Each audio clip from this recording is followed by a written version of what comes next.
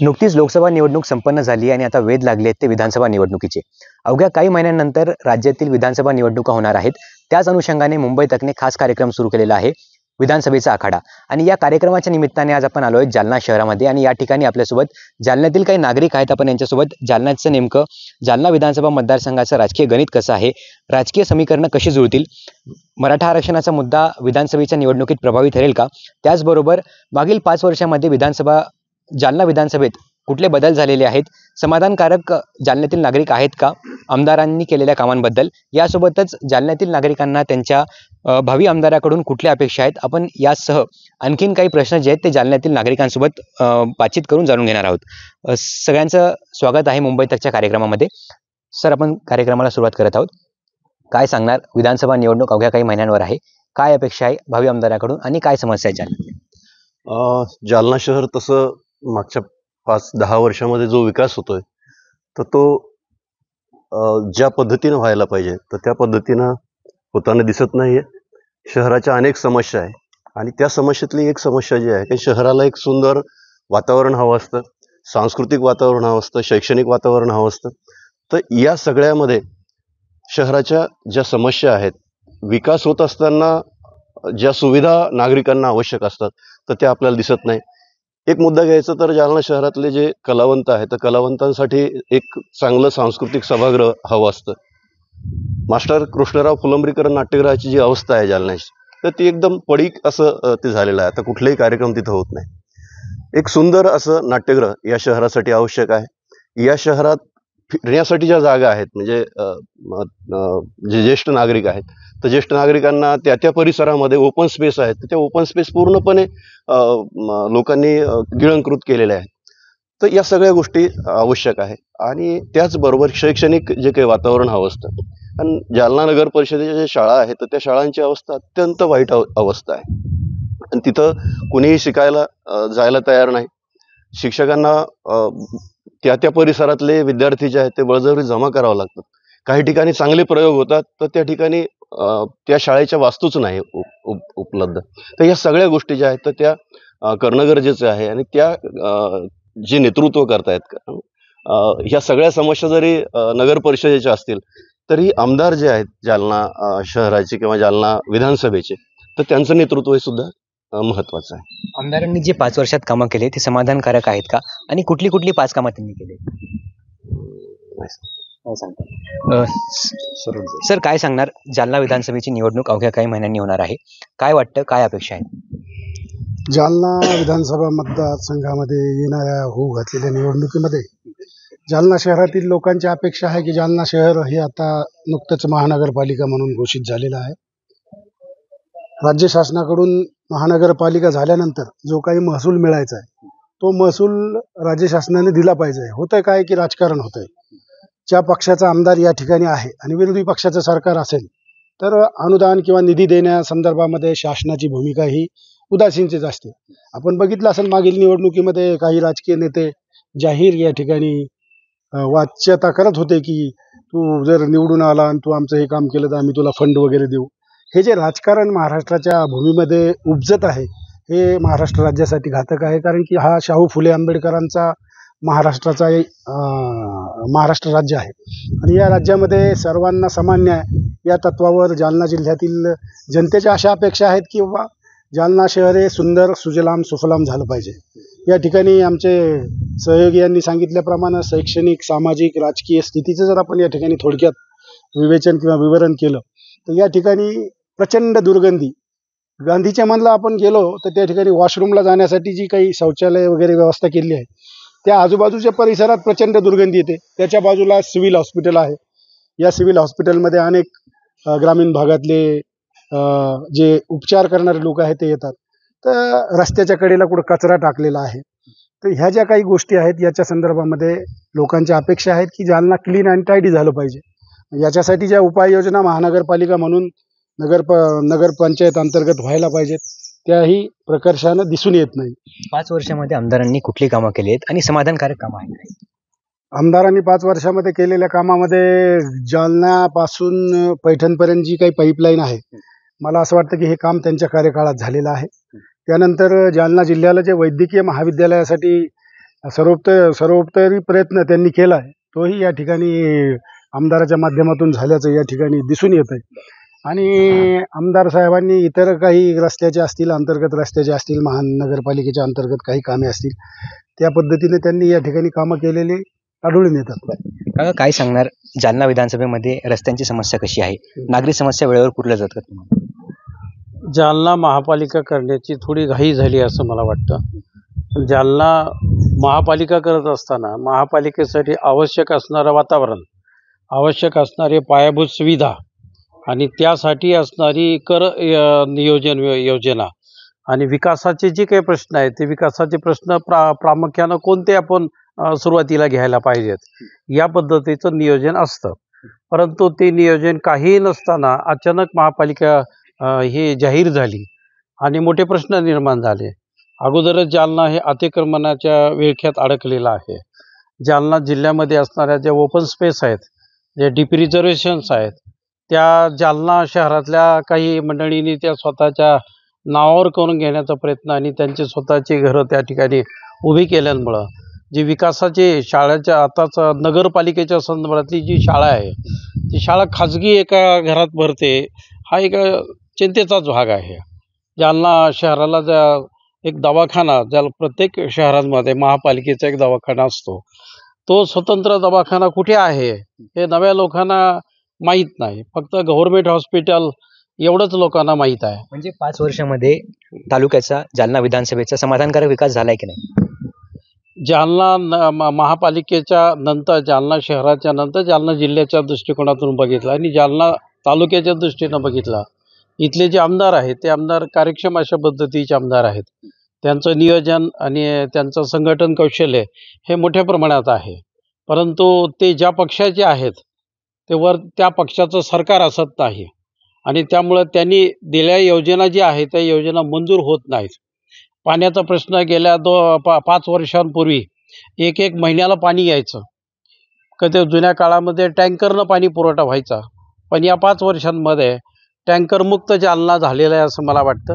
8 दिवसाला का होईना परंतु पाणी देण्याचं काम जालना महापालिका करते आहे. एक महत्त्वाचा, जालन्यातील काही महिला आहेत. मॅडम काय सांगणार? स्वागत आहे तुमचं मुंबई तकमध्ये.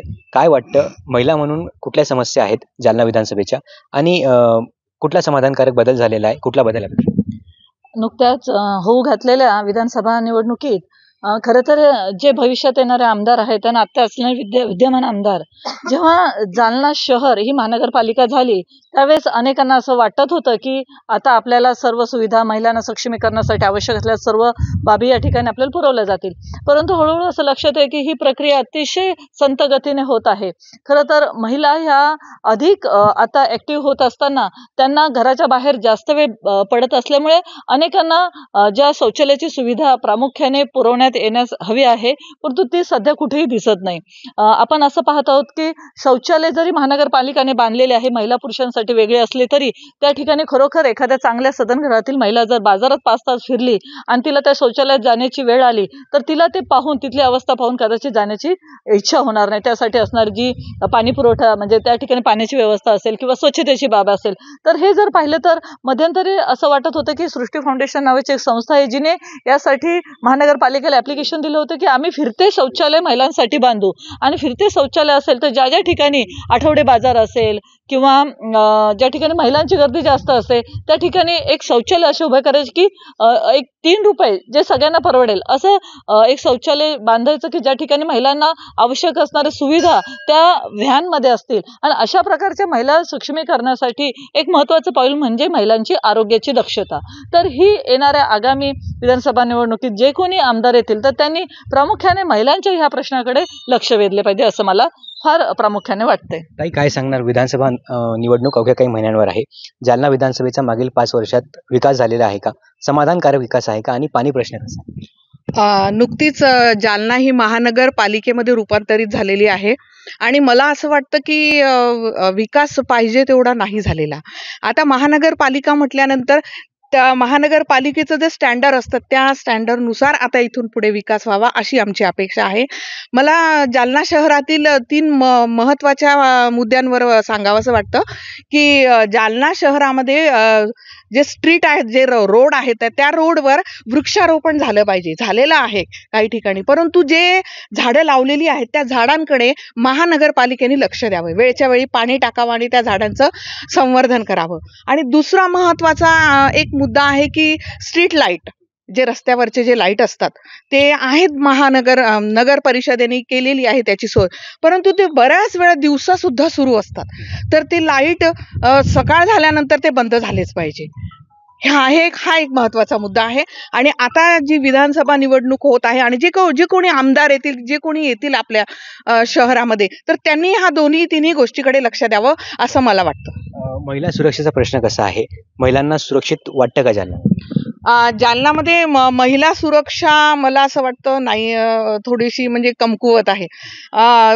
याचं कारण असं आहे की जालना शहरामध्ये मोकाट जनावरांचा खूप प्रश्न आहे. आणि बऱ्याच वेळा ज्या गाडीवर वगैरे महिला जातात किंवा बाजारामध्ये ठिकठिकाणी तुम्हाला जनावर दिसतील बसलेले वगैरे, तर बऱ्याच वेळा त्या ठिकाणी महिलांचे अपघात होतात. तर या मोकाट जनावरांचं सुद्धा महापालिकेने बंदोबस्त करावा असं मला वाटतं. विधानसभा निवडणुकीच्या अनुषंगाने अपेक्षा काय आहे तुमची आणि समाधानकारक कुठली अपेक्षा? बेसिकली महानगरपालिका म्हटल्याच्या नंतर ज्या बेसिक सुखसुविधा द्यायला पाहिजेत त्याचा थोडासा अभाव जालना जिल्ह्यामध्ये सुरुवातीपासूनच दिसून येतो. एक तर जालना जिल्हा म्हणजे दुष्काळाचा जिल्हा अशी ओळख त्याची महाराष्ट्रामध्ये आहे. पाऊस कमी आहे, त्यामुळे पाण्याचं नियोजन इथे सातत्याने कोलमडतं. जरी असं आपल्याला वाटत असलं की 8 दिवसाआड पाणी येत आहे, तर वास्तविक पाहता परिस्थिती तशी नाही आहे. आजही अनेक जालन्यातले काही भाग असे आहेत की ज्या ठिकाणी 15 दिवसाला सुद्धा पाणी येणं अवघड झालेलं आहे. त्याचबरोबर इतक्या मोठ्या शहरामध्ये एकही अद्ययावत क्रीडांगण किंवा क्रीडा सुविधा या ठिकाणी उपलब्ध नाही आहेत. याचं व्यक्तिशः मला खूप वाईट वाटतं. कारण सामान्य नागरिकांना किंवा लहान मुलांना किंवा ज्येष्ठांना एक चांगल्या पद्धतीचं आणि चांगले उत्तमोत्तम प्रगत स्तरावरचे खेळाडू निर्माण होण्यासाठी ज्या बेसिक सुविधा असायला पाहिजेत त्या सुद्धा या ठिकाणी उपलब्ध नाही आहेत असं मला वाटतं. एक शिस्तबद्ध खेडगाव अशी कन्सेप्ट मी या शहराची करेल. कारण इथे कुठलीच शिस्त नाही आहे. न वाहतुकीची शिस्त आहे, सिग्नल्स नाही आहेत, ट्रॅफिक इतका वाढलेला आहे, लहान मुलांची संख्या आहे, सायकल्स आहेत, कुठलेही जे दळणवळणाची साधनं आहेत ती इतकी प्रचंड वाढलेली आहेत. आणि त्या मानाने इथे ट्रॅफिकचा प्रश्न, अपघातांचं प्रमाण जे वाढलेलं आहे त्याच्यावरती कुठेतरी एक निर्बंध बसावा. यासाठी एक नियोजनबद्ध आणि एक वेल प्लॅन्ड जे कोणी भावी आमदार असतील त्यांना आमची नम्र सूचना आहे की या बाबतीमध्ये थोडंसं जास्त प्रकर्षाने लक्ष देण्याची गरज आज आहे. त्याचबरोबर आपण पाहतो की सातत्याने या ठिकाणी आहे की मोकाट जनावरे कचऱ्याची विल्हेवाट कुठेही व्यवस्थित नाही. घंटा गाड्या आहेत परंतु त्या व्यवस्थित डेली किंवा त्यांच्या दिनक्रमामध्ये त्या चालत नाही. त्यामुळे सगळीकडे दुर्गंधी, कचऱ्याचे ढीग. बाहेरून कोणी आपल्याकडे पाहुणे आले तर आपल्याला असं वाटतं की यांना फिरायला कुठे नेऊन जावं. हा एक प्रश्न आहे. कारण जागोजाग दुर्गंधी आहे, कचऱ्याचे ढीग आहेत आणि सगळ्यात आधी आमच्याकडे येणारे लोक म्हणतात की तुमच्याकडे पाणी नाही तर तुम्ही कशासाठी बोलवता. जालन्याचे आमदार कैलास गोरंट्याल स्वतःला किंवा त्यांचे जे समर्थक आहेत हे त्यांना जलसम्राट म्हणून संबोधतात. 5 वर्ष त्यांनी पाण्यासाठी कुठले काही कामं केली आहेत का आणि समाधानकारक आहेत? नाही, हे पहा, ते जलसम्राट आहेत, त्यांनी पाईपलाईनचं काम केलंय, याबद्दल दुमत नाहीये. परंतु त्याचं नियोजन जे असायला पाहिजे ते नियोजन कुठेतरी कोलमडताना आपल्याला दिसतंय. आता ठीक आहे की पाऊसच नाहीये त्यामुळे ही परिस्थिती पण येऊ शकते, पण आहे त्या पाण्याचं नियोजन. काही ठिकाणी आम्ही पाहतो की अनेक तास पाणी चालू राहतं आणि काही ठिकाणी पाणीच येत नाही. तर ही कुठेतरी तफावत भरून निघावी. आणि 5 वर्षाचा झालेला विकास पाहता फक्त रस्ते एक थोडेसे आजूबाजूला जालन्याच्या शहरांमध्ये झालेले दिसत आहेत. बाकी खूप सुधारणा करण्याची गरज आहे असं मला व्यक्तिशः वाटतं. हो, काय सांगणार, काय वाटतं विधानसभा निवडणुकीच्या अनुषंगाने काय अपेक्षा? लाईटचं पाण्याचं प्रश्न. लाईट किती दिवसाआड पाणी येतं तुम्हाला? 15 दिवसाला 8 दिवसाला. मग पाण्याची समस्या सुटायला पाहिजे. हा, पाण्याची समस्या सुटायला पाहिजे. लाईट पण नसतात कॉलनीत. बरं. लाईट नाही कॉलनीत. योग्य नियोजन केलं नाही का आमदारांनी? नाही ना, लाईट पाहिजे ना कॉलनीत, लाईट नाही. मग आता भावी आमदाराकडून अपेक्षा काय आहे तुम्हाला? लाईटचे कामं, पाण्याची कामं व्हायला पाहिजे. एकूणच मूलभूत सुविधा ज्या आहेत त्या पुरवल्या पाहिजे अशी या महिलांची मागणी आहे. ताई, काय सांगणार, काय वाटतं तुम्हाला? आमदारांनी कुठली कामं केलेली आहेत, कुठली प्रश्न प्रलंबित आहेत? महिला सुरक्षेचा विषय कसा? महिला सुरक्षितता द्यायलाच पाहिजे त्यांनी. कारण आजकालच्या आम्ही जरी घरात राहत असलो तरी आमचे मुलं विद्यार्थी बाहेर जातात, त्याच्यासाठी त्यांनी मुलींसाठी तर त्यांनी सुरक्षितता द्यायलाच पाहिजे. आणि कुत्र्यांचा तर खूपच त्रास आहे, कारण जेव्हा आम्ही मॉर्निंग वॉकला जातो तेव्हा खूपच असे कुत्रे असतात, त्यामुळे त्यांनी कुत्र्याचा पण बंदोबस्त करायलाच पाहिजे. कारण अति रोडवर घाण टाकल्या जाते आणि त्या घाणीमुळे सगळे कुत्रे येतात आणि ह्या नूतन वसाहत हा परिसर असा झालाय की तिथून आम्हाला जाण्या येण्याचा पण खूप त्रास होतोय. म्हणजे 5 वर्षात सुधारणा काही झाली नाही. नाही, कारण हा एरिया जसा आम्ही इकडे राहायला आलो तसा हा नूतन वसाहतचा एरिया सुधारलेलाच नाहीये, त्यामुळे आम्हाला त्या कुत्र्यांपासून खूप भीती आहे. आम्ही रात्री बेरात्री जेव्हा स्टेशनहून येतो त्यांच्या अक्षरशः आमच्या मागे कुत्रे लागतात. बरोबर. काकू, काय वाटतं तुम्हाला, कुठल्या अपेक्षा आहेत तुम्हाला आमदारांकडून? कुठली कामं प्रलंबित आहेत? महिला सुरक्षेचा विषय कसा आहे? पाणी प्रश्न कसा आहे? पाण्याचं म्हटलं तर 4 दिवसाला पाणी द्यायला पाहिजे. खूपच सोडलं तर खूपच सोडतात, वाया जातं पाणी खूप. 4 दिवसाला पाणी द्यायला पाहिजे, 2 तास का होईना. आणि रोड ओलांडताना खूप त्रास होतो, खूप गर्दा आहे रोडवरती. हे काय वाटतं? अपेक्षा. कोणते प्रश्न सुटायला पाहिजेत? कुठल्या प्रश्नांची सरकारने गांभीर्याने दखल घ्यावी, आमदारांनी? रोडचं एक करायला पाहिजे आणि नाले एक खूप गच्च भरलेल्या नाल्या काढायला बिलकुल कोणी येत नाही इकडे कॉलनीमध्ये. म्हणजे घाणीचं साम्राज्य हा, झालं. घाण खूप आहे, नाल्या खूप गच्च भरलेल्या आहेत आणि पाण्याचा एक प्रश्न. मॅडम, काय सांगणार? काय वाटतं तुम्हाला? आता जे स्वच्छतेच्या अनुषंगाने सगळ्याच महिला बोललेल्या आहेत, त्याला परत मी एक गोष्ट ऍड करेल त्याच्यात की जागोजागी परवानगी घेतलेली असेल किंवा नसेल ते माहित नाही, पण जागोजागी मटनचे शॉप उभे केलेले आहेत आणि त्यामुळे कुत्रे, दुर्गंधी आणि घाण हे सगळंच रस्त्यावरून तिथून जाताना अक्षरशः नाक बंद करून नूतन वसाहतचा एरिया जिथं माझ्या कॉलनीमध्ये आधी एकही शॉप नव्हतं, आता रस्त्याने 4 ते 5 शॉप दिसत आहेत. हे मटन शॉप त्याला एक विशिष्ट जागा करून तिथे ते असावी, ही एक माझी सगळ्यात महत्त्वाची मागणी असेल भावी आमदारांकडून. दुसरी गोष्ट, फुले मार्केट पाडून जवळपास 8 ते 9 वर्ष झालेली आहेत. तिथला जो एरिया आहे तसाच अजून बकाल आहे, तर तिथे व्यवस्थित बांधकाम करून गाळे प्रत्येकाला अलॉट करावेत. जालना शहर आपलं हे एक खूप प्राचीन इतिहास असलेलं शहर आहे, पण माझा अनुभव आहे की मी कोर्टात प्रॅक्टिस करत असताना जे जजेस इथे बदली होऊन येतात त्यांना जालना मिळालं हे जेव्हा बातमी कळते तेव्हा ते सगळ्यात आधी तिथून त्यांच्या म्हणजे पळ काढण्याचा विचार करतात. 1 वर्ष कंप्लीट झालं, आता 2 वर्ष राहिलेत, तरी त्यांना असं वाटतं की नाही 2 वर्ष नको, 1 दिवसही या जालन्यात नको. म्हणजे इतकी इमेज जालना शहराची खराब आहे. त्याचं कारण आहे की सोयी सुविधांचा अभाव, स्वच्छता, पाण्याचा प्रश्न, हे अनेक कारणं आहेत. मी असं म्हणणार नाही की कामं केली नाहीत, असं नाही, कामं केलेली आहेत, पण कामं ही एकदा करून होत नसतात, ती सातत्याने चालू ठेवावी लागतात. दुसरी गोष्ट, माझी अशी मागणी असेल भावी आमदाराकडून की जसं आपण आपल्या घरासाठी विचार करतो की माझ्या घरात सुविधा असाव्यात, माझ्या घरात स्वच्छता असावी, नीटनेटकेपणा असावा, माझ्या घरातल्या लोकांना एकीने मी सांभाळून ठेवावं, बांधून ठेवावं, तर तसं आपलं स्वतःचं घर किंवा कुटुंब समजून ह्या शहराला ह्या लोकांनी सुविधा पुरवाव्यात. जालन्यामध्ये रेशीमची बाजारपेठ उपलब्ध झालेली आहे, सोबतच जालना एक स्टील सिटी म्हणून देश परदेशात प्रचलित आहे. तर मग रोजगाराच्या संधी कशा आहे जालन्यामध्ये? समस्या आहेत? रोजगाराच्या संधी आहेत, त्या फक्त व्यवस्थितरित्या त्याचं डिस्ट्रीब्युशन व्हायला पाहिजे. स्टील इंडस्ट्री आहे तर स्टील इंडस्ट्रीला जे नॉर्म्स असतात असायला पाहिजेत, नॅशनल किंवा इंटरनॅशनल पोल्युशनचे, ते व्यवस्थित इम्प्लिमेंट व्हायला पाहिजे. जेव्हा इन्स्पेक्शनसाठी कोणी येणार असतो तेवढ्यापुरतं ते प्रदूषणाचं नियंत्रण केलं जातं किंवा कंट्रोलमध्ये. पण एक मोठा त्रास आहे, खूप मोठा त्रास आहे. प्रदूषण हा सगळ्यात मोठा त्रास आहे, कारण स्टील इंडस्ट्री आहे. मी म्हणणार नाही की इंडस्ट्री त्यासाठी बंद करावी, पण त्यासाठी प्रदूषणाचे जे नॉर्म्स आहेत ते व्यवस्थित फॉलो करायला पाहिजे. एकूणच ह्या त्या जालना शहरातील महिला होत्या, यांनी आपल्या जे मतं आहेत त्यांच्या अपेक्षा त्यांनी बोलून दाखवल्यात. आपल्यासोबत काही पुरुष मंडळी देखील आहेत. सर, काय वाटतं, काय सांगणार तुम्ही? विधानसभा निवडणूक अवघ्या काही महिन्यांवर आहे, काय अपेक्षा आहे आमदारांकडून? कुठली कामं जालन्यात झालेली आहे, कुठली कामं प्रलंबित आहेत? जालना शहरामध्ये तशी कामे भरपूर झालेली आहेत. मागील 5 वर्षात रोडची कामं भरपूर झाली आहेत. रोडची कामं झाली आहेत, पण वाहतूक सुरळीत नाही. आधी रोड होण्यापूर्वी एकेरी वाहतूक छान चालायची, पण रोड चांगले झाले आणि एकेरी वाहतूक बंद पडली. त्यामुळे एकेरी वाहतूक करावी. रस्त्याच्या बाजूला असलेले दुकानं रात्रीतून काढले जातात, दुसऱ्या दिवशी सकाळी परत दिसतात. त्यामुळं जे कोणी अधिकारी पदाधिकारी आहेत त्यांनी त्याच्या मागे सातत्यानं काही दिवस पाठपुरावा करून 4-6 महिने रोड डे टू डे तरच ती बंद होतील अतिक्रमण, नाही तर हे चालणारच आहेत. तुम्ही रात्री दुपारी अतिक्रमण काढता, सकाळी परत त्याच्यापेक्षा डबल अतिक्रमण करून रोड व्यापला जातो. तसंच आता लोकसभा निवडणुकीमध्ये आपण पाहिलेलं आहे की लोकसभा निवडणुकीत जरंगे फॅक्टर असेल किंवा मराठा फॅक्टर असेल मोठ्या प्रमाणात चाललेला आहे. विधानसभेच्या अनुषंगाने मराठा फॅक्टर प्रभावी ठरेल? मला नाही वाटत असं, कारण की आपला महाराष्ट्र किंवा देश आपण जर म्हणतो आपला महाराष्ट्र शाहू फुले आंबेडकरांचा आहे, तर ते जरांगे फॅक्टरचा विषयच येत नाही. कारण जर शाहू फुले आंबेडकर सर्व समाजाला मानतात, तर सर्व समाजाने एकत्र येऊन चालावे.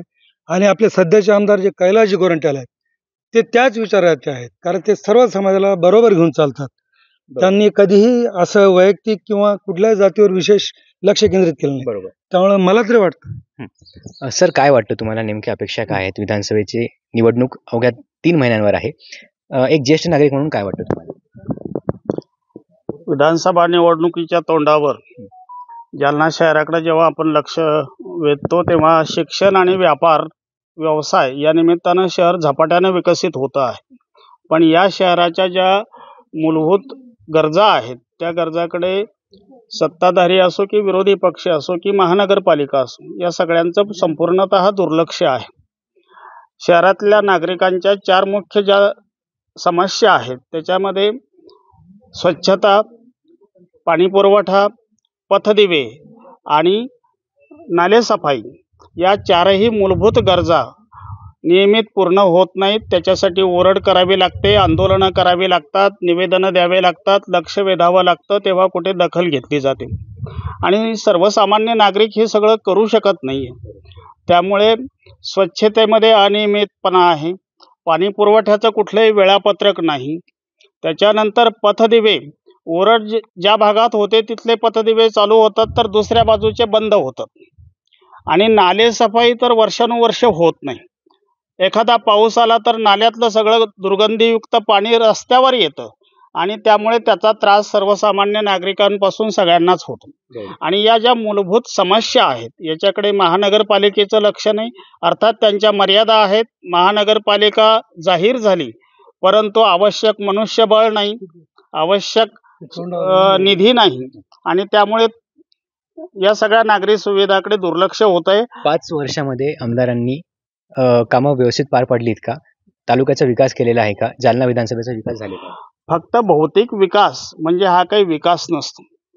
शहरातले रस्ते सिमेंट कॉन्क्रीटचे झालेत, पण अनुभव असा आहे की कॉलनीमधले रस्ते सिमेंट कॉन्क्रीटचे होत आहेत, झालेले आहेत, पण मुख्य वाहतुकीचे जे रस्ते आहेत ते अद्यापही दुर्लक्षित आहेत आणि त्या रस्त्यांमध्ये कुठलाही दर्जा राखलेला गेलेला नाही.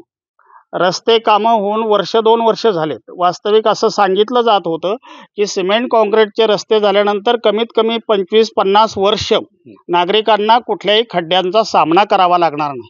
पण गेल्या 1-2 वर्षामध्ये या सिमेंट रस्त्यावर पुन्हा खड्डे पडतायत आणि त्याचा त्रास नागरिकांना होतोय.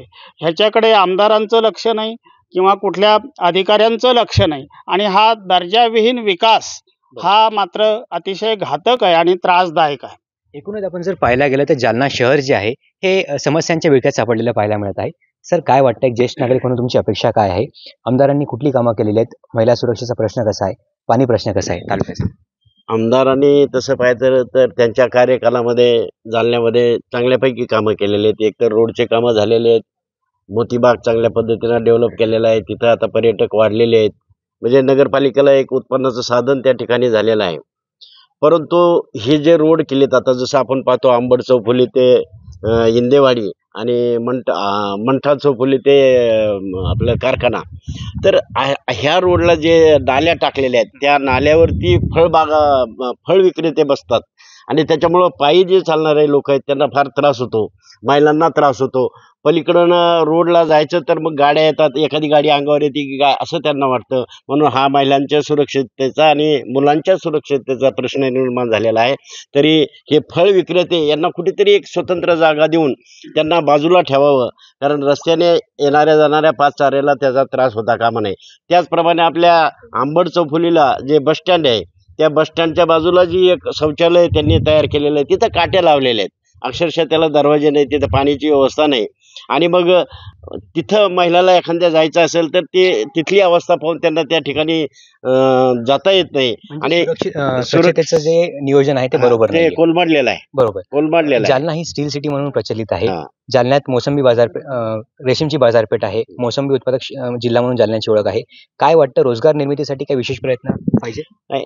आता स्टील उद्योगामुळं आणि मोसंबी मार्केटमुळं किंवा इथल्या एकंदरीत व्यवस्थेमुळे रोजगार उपलब्ध झालेला आहे, नागरीकरण वाढलेलं आहे. पण नागरीकरणामध्ये तशा सुविधा आपल्या नगरपालिकेनं या ठिकाणी द्यायला पाहिजे. आता आपण कॉलनीतले अंतर्गत जर रस्ते पाहिले तर बहुतेक नागरिकांचे रॅम्प हे अर्ध्या रोडवर आलेले आहेत आणि मग तिथं पुन्हा वाहतुकीचा प्रश्न निर्माण होतो. म्हणजे अतिक्रमणाचा देखील प्रश्न अतिक्रमणाचा आहे, नाले सफाईचा नाही.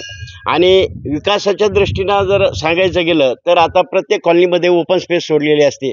त्या ठिकाणी एखादी चांगली प्रशस्त रूम काढून ग्रामीण भागातून जे विद्यार्थी येतात शिक्षणासाठी त्यांच्यासाठी एखादं वाचन कक्ष नगरपालिकेनं प्रत्येक कॉलनीमध्ये जर सुरू केलं तर त्या विद्यार्थ्यांची व्यवस्था त्या ठिकाणी होईल आणि त्यांना अभ्यास करता येईल आणि स्पर्धा परीक्षेला सामोरं जाता येईल. सर, शेवटचा प्रश्न, काय वाटतं तुम्हाला, एक ज्येष्ठ नागरिक म्हणून तुमची अपेक्षा काय आहे? कुठले कामं प्रलंबित आहे जिल्ह्यातले, जिल्ह्याचा विकास कसा आहे आणि तालुक्याचा विकास कसा आहे? सर्वात महत्त्वाचं की स्मॉल स्केल इंडस्ट्री ही जालन्याची जवळपास 90% बंद झालेली आहे. त्यानंतर जालना शहरामध्ये व्यापाऱ्यांचं शहर म्हणून प्रसिद्ध आहे, पण अलीकडच्या काळामध्ये 3 लेबल त्याला लागलेले आहेत. एक खंडणी वसूल करणारं शहर जालना, दुसरं तलवारी विकत मिळणारं शहर जालना, आणि गावठी खट्टे कुठे मिळत असतील भारतामध्ये विचारलं तर लोक म्हणतात जालन्यालाच मिळतात. आणि म्हणून कायदा आणि सुव्यवस्थेचा प्रश्न या दृष्टिकोनातून मिळालेला असतो. मागच्या 2-3 वर्षामध्ये हे जे खंडणीखोर जे आहेत, आपण पाहिले की एका महिन्यामध्ये 15 गावठी पिस्तूल मिळालेले आहेत. आणखी किती गावठी पिस्तूल आहेत हे SP साहेबालाच माहीत आहे का नाही मला माहीत नाही, पण त्यांनी शोध घेतला तर शोध लागू शकतो. आणि म्हणून जालन्यामध्ये जसं मेन रोड चांगले झालेले आहेत, परंतु जर इंटरनल रस्ते केले तर त्यांची गरज आपल्याला आहे. जसं विकासाचा प्रश्न विचार केला तर विकास असतोच. 5 वर्षापूर्वी आणि आज विचार केला तर निश्चित विकास झालेला आहे, परंतु विकासाची गती जशी पाहिजे त्या प्रमाणामध्ये गती नाही. ड्रायफ्रूटची मला आठवतं की 8 वर्ष झाले ड्रायफ्रूटची चर्चा आहे, आणखी भिंती बी नाही. लोकांनी हिशोब केले की किती येतील, 200 जगातील लोक येतील, सगळे येतील. या 8 वर्षामध्ये ड्रायफ्रूट जागच्या जाग्यावरच राहिलेलं आपल्याला दिसून येतं. आपण हा नेहमी कम्पेअर केलं पाहिजे. जालना आणि लातूर याची कम्पेअर करा. एकाच वेळी निर्माण झालेले 2 जिल्हे. तो शिक्षणाचा जिल्हा म्हणून तो पुढे गेला, आपला व्यापाराचा जिल्हा होता. व्यापाऱ्याच्या व्यापारी सुद्धा इथं परेशानीत खंडणीच्या कारणामुळं. त्यामुळं जालना शहरामध्ये की स्मॉल स्केल इंडस्ट्री सुरू झाली पाहिजे. आणि शिक्षणाच्या बाबतीमध्ये आता मेडिकल कॉलेज लवकर सुरू होतं, त्याला गतिशीलता आली, नाही तर सध्याही आणखी ॲडजस्टमेंट चालू आहे. चांगल्या पद्धतीनं त्याला गती द्यावी, ड्रायफ्रूटला गती द्यावी, मेडिकल कॉलेजला गती द्यावी. त्यामुळे जालन्यामध्ये विकसनशील प्रकल्पांना गती द्यायला पाहिजे आणि या नागरी सुविधा आहेत त्याकडे सरकारने लक्ष द्यायला पाहिजे. हो, त्यासाठी सुविधा द्यायला पाहिजे. कामं विकासाची 5 वर्षामध्ये झालेलीच आहेत. विशेषतः आमच्या कॉलनीमध्ये म्हणताल तर 5 वर्षामध्ये माझ्या वैयक्तिक दृष्टिकोनातून समाधानकारक अशा प्रकारची कामं नगरपालिकेने दिलेली आहेत. आमदाराकडून तुम्हाला अपेक्षा काय? आता भावी आमदार काय झाले की आपल्या जालना जिल्ह्यामध्ये 35 वर्षापासून 2च नाव आहेत. त्या 2 नावामध्ये बदलच होत नाही. हे नाही तर तेच. परंतु लोकसभेनं एक संदेश दिलेला आहे की गरीब माणूस सुद्धा निवडून येऊ शकतो. कारण नगर आणि दिंडोरी या 2 मतदारसंघाचा विचार केला तर पूर्वी लोकशाही श्रीमंतासाठी असा समज सगळ्यांचाच झाला होता. उभा पडायसाठी 5 कोटी लागतात असा संदेश होता. परंतु अलीकडच्या एक लोकसभेमुळं दिंडोरी असेल, नगर जिल्हा असेल, सामान्य माणूस सुद्धा निवडून येऊ शकतो आणि तो सुद्धा चांगलं काम करू शकतो, हा संदेश या लोकसभेनं दिलेला आहे. सर, शेवटचा प्रश्न, तुम्ही आता लोकसभेचा मुद्दा उपस्थित केला. लोकसभेमध्ये जरंगे फॅक्टर असेल, मराठा फॅक्टर असेल, मोठ्या प्रमाणात चाललेला आहे. विधानसभेमध्ये मराठा फॅक्टर प्रभावी ठरेल? नाही, काय असतं की सगळ्या परिस्थितीमध्ये प्रतिकूलता होती. केंद्र सरकारच्या विरोधामध्ये हा वातावरण निर्माण झालेलं होतं. म्हणून विशेषतः विचारलं तर भाजप विरुद्ध जनता अशा प्रकारचा तो संघर्ष झालेला आहे. जाती धर्म हे भाव बाजूला आहे, कारण लोकांना रोजगार नाही, व्यापाराचा प्रश्न झालेला आहे, अनेक प्रकार बेरोजगारी झाली आहे, उद्योगधंदे नाहीत. आणि मग त्यामुळं तरुण जो वर्ग आहे तो तरुण वर्ग केंद्र सरकारच्या विरोधामध्ये उभा राहिला. तो एका व्यक्तीच्या विरोधामध्ये उभा राहिलेला आहे, जातीचं नाही. आणि मग सगळ्यांचा, शेतकऱ्यांचा असंतोष आहे. सोयाबीनला भाव नाही. कोणतंही पीक घ्या तुम्ही, कोणतंही पीक घ्या ते तोट्यामध्ये यायला लागलेलं आहे. म्हणून शेतकऱ्यांचा असंतोष झाला. त्यानंतर उद्योगधंद्यांमध्ये जे हे झालेले त्यांचाही झाला. नोटबंदीचा परिणाम काही लोकांच्यावर झाला. या सगळ्यांची बेरीज म्हणून केंद्र सरकारच्या विरोधामध्ये वातावरण निर्माण झालं आणि मोदी विरुद्ध जनता, कोणी एका व्यक्तीचा पराभव झाला नाही. भाजप आणि मोदी विरुद्ध जनता अशा प्रकारची निवडणूक झाली आणि तशाच पद्धतीनं या विधानसभेला आता आपण पाहतो काल विधानसभेत काय झालं. बरोबर. म्हणजे लोकप्रतिनिधी इतके करायला लागलेत की लोकांनी ठरवलं की यांच्यापैकी किमान 70-80% लोकांना घरी बसवायचं. हे आलेल्या लोकांना घरी बसवायचा हा विचार आहे. कारण सध्या 2.5-3 वर्षामध्ये या 5 वर्षामध्ये महाराष्ट्रानं जे बघितलं ते असं कधीच महाराष्ट्रामध्ये नव्हतं. फुले शाहू आंबेडकरांचा हा महाराष्ट्र आहे. आणि म्हणून उत्तर प्रदेशमध्ये काय केलं की जे 10-20-25 वर्ष जे आमदार निवडून आले, खासदार निवडून आलेले होते, त्यांना जुन्याला पाडायचा हा संदेश लोकांनी ठरवलेला आहे. आणि मला वाटतं लोकसभेला जो विचार आहे, जाती धर्म याचा विचार नाही, परंतु हा जो विचार आहे, हे जे काही प्रश्न आहेत, हे प्रश्न आहेत ज्याच्या नावाने मतं मागितलं, राम मंदिराच्या नावाने मतं मागितले, तिथेच राम मंदिरामध्ये भक्त पराभूत झाले असं म्हणता येतं. खरे भक्त नव्हते, ते खोटे भक्त होते म्हणून ते पराभूत झाले. आणि हाच संदेश जो आहे, हाच संदेश विधानसभेला देखील की नवे माणसं निवडून आणायचे, नवे माणसं निवडून आणायचा हा संदेश मला वाटतं विधानसभेला बी राहील असं वाटतं आहे. त्याच्यापैकी किमान 200 आमदार तरी पराभूत होतील असं माझं वैयक्तिक मत आहे. आपण जालनेकरांची मतं जाणून घेतलेली आहेत. विधानसभेचा आखाडा या निमित्ताने आपण आज जालन्यातील नागरिकांसोबत बातचीत केली, संवाद साधला आणि जालना विधानसभेचं नेमकं राजकीय समीकरण कसं असेल, जालना विधानसभेत नेमकी कुठले बदल झालेले आहेत, त्याचबरोबर 5 वर्षात तालुक्याचा कुठला विकास झालेला आहे, जालना विधानसभेत कुठले नवीन प्रकल्प आलेले आहेत, आपण ही संपूर्ण माहिती जी आहे ती आज जालनेकरांकडून जाणून घेतलेली आहे. सर्वांचं म्हणणं हेच पडलेलं आहे की जालना विधानसभेत मागील 5 वर्षामध्ये समाधानकारक कामं झालेली आहेत, कामं होत आहेत, मात्र त्याची जी गती आहे ती धीमी आहे. त्यामुळे या गतीला कुठेतरी वेग मिळाला पाहिजे आणि सर्वसामान्यांच्या ज्या प्रश्नांकडे सरकारने असेल किंवा भावी आमदारांनी लक्ष द्यावं अशी जी अपेक्षा आहे ती जालनेकरांनी बोलून दाखवलेली आहे. गौरव साळी, मुंबई तक, जालना.